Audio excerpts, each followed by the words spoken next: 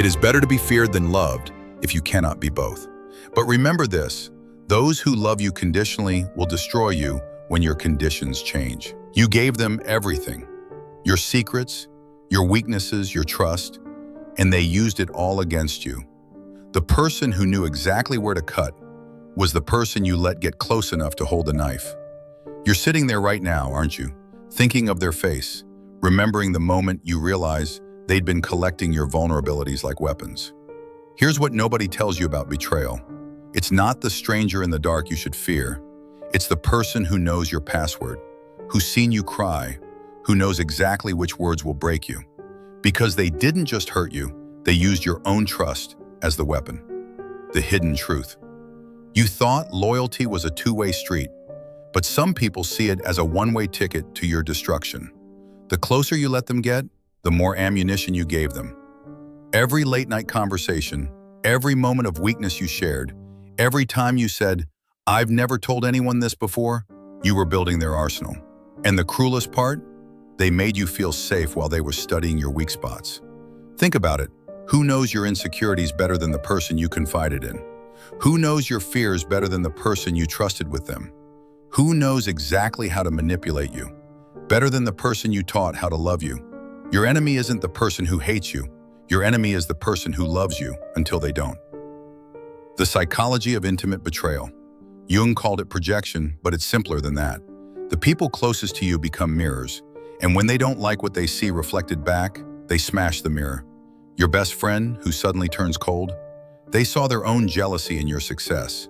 Your partner who becomes cruel, they saw their own fears in your growth. Your family member who betrays your trust, they saw their own shame in your honesty. But here's the twist that'll make your stomach drop. You chose them because they felt safe. You chose them because they seemed loyal. You chose them because they promised they'd never hurt you. But safety was the trap. Loyalty was the bait. And their promises? Those were just words designed to get you to lower your guard. The person who destroys you isn't the person who was always your enemy. It's the person who was your friend until you needed them to be. If this is hitting close to home, comment, "I see it now." You're not alone in this. The Machiavellian truth. Machiavelli understood something brutal about human nature. The people you trust most have the most power to destroy you. Not because they're evil, but because trust is the ultimate vulnerability. And vulnerability is opportunity. Think about your workplace. Who gets promoted? The competent person who shares their strategies? Or the cunning person who listens to everyone else's strategies and then uses them? Think about your relationships. Who gets the power? The person who opens up first? Or the person who collects that information and uses it later? Think about your family. Who controls the narrative? The person who tells the truth? Or the person who remembers everyone's secrets? The person you trust most knows your patterns. They know when you're weak. They know what makes you doubt yourself. They know exactly what to say to make you question your own reality. And the scariest part? They learned it all. From you. You taught them how to hurt you. You gave them the manual. You handed them the keys to your own destruction. Subscribe if you're ready to stop giving people weapons to use against you. The corporate betrayal playbook. Ever notice how corporate betrayals follow the same pattern? Your colleague asks for your help. They want to learn from you. They need your expertise. They're so grateful for your mentorship. Then they get the promotion you deserved, using your ideas, taking credit for your work. And when you confront them, they act like you're being unreasonable. "I thought we were friends," you say. "This is just business," they reply. But it was never just business. It was strategy. They befriended you to neutralize you. They got close to you to get past your defenses. They made you feel valued, so you'd share your value with them. The person who destroys your career isn't your obvious competitor. It's your trusted teammate. The one who said, "We're on the same side." The one who made you believe collaboration was the goal. But they were never collaborating. They were infiltrating. Your trust was their insider information. Your openness was their competitive advantage. Your loyalty was their weapon. The dating dynamics of destruction. In dating, this gets even more twisted. They ask about your past relationships, not because they care, but because they want to know exactly what broke you before. They want to know your triggers, your patterns, your wounds.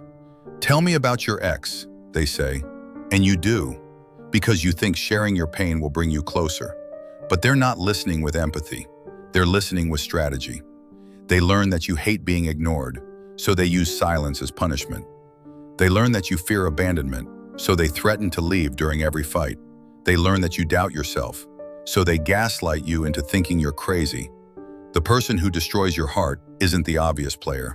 It's the person who made you feel safe, the one who said, "I'm different," the one who promised they'd never hurt you like the others did. But they hurt you worse, because they used your own healing against you. They didn't just break your heart, they broke your ability to trust your own judgment. Let me know if this made you feel seen. You're not alone in this experience. The family betrayal blueprint. Family betrayals cut deepest because they come with a lifetime of ammunition. Your sibling who suddenly turns everyone against you? They've been collecting evidence for years. Every mistake you made, every moment you weren't perfect, every time you needed help, they waited, they watched. They remembered everything. And when the time was right, when you were vulnerable, when you needed support, when you expected loyalty, they struck.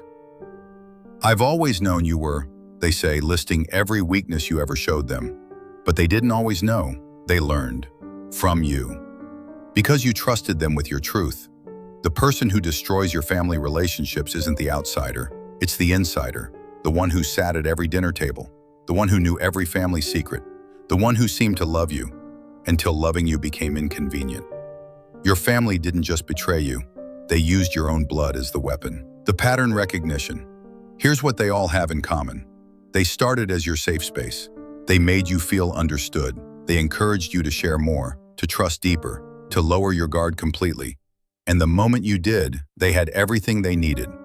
Your insecurities became their leverage. Your fears became their ammunition. Your trust became their opportunity. They didn't betray you in a moment of weakness. They betrayed you in a moment of strength. Their strength. The strength they built by feeding off your vulnerability. The person who destroys you doesn't hate you. They just love themselves more than they respect you. And that's the difference between an enemy and a destroyer.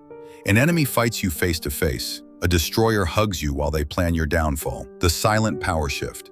But here's what changes everything. Once you see the pattern, you can't unsee it. Once you recognize the game, you can stop playing by their rules. You don't need to become them. You don't need to become manipulative. You don't need to stop trusting everyone. You just need to stop trusting blindly. Trust, but verify. Share, but gradually. Open up, but protect your core. The person who almost destroyed you taught you something invaluable.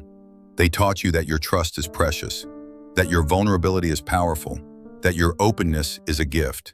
They just weren't worthy of it. If this helped you see the truth about someone in your life, comment, "I understand now." Your awareness is your power. Recovery truth. You're not broken because you trusted. You're wise because you learned. You're not naive because you believed.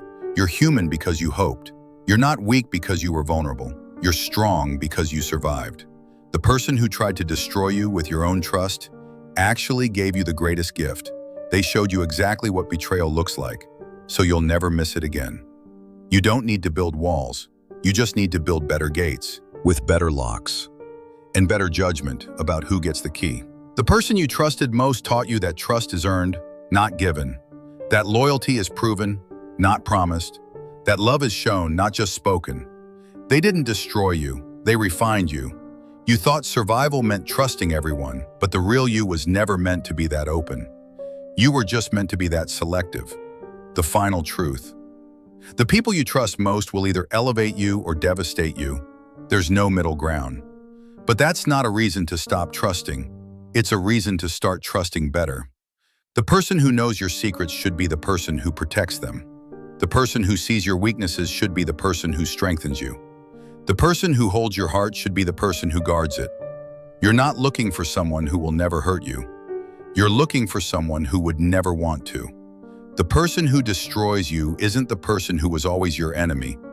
It's the person who was your friend, until they chose themselves over you. But now you know, now you see, now you understand. Your trust isn't a weakness, it's a superpower. You just need to use it more strategically. The room feels different now, because you're different now. You're not the same person who trusted blindly. You're the person who trusts wisely, and that person is unbreakable. Subscribe if this helped you remember something true about yourself. Like if you're ready to trust better, not less. And comment what you learned.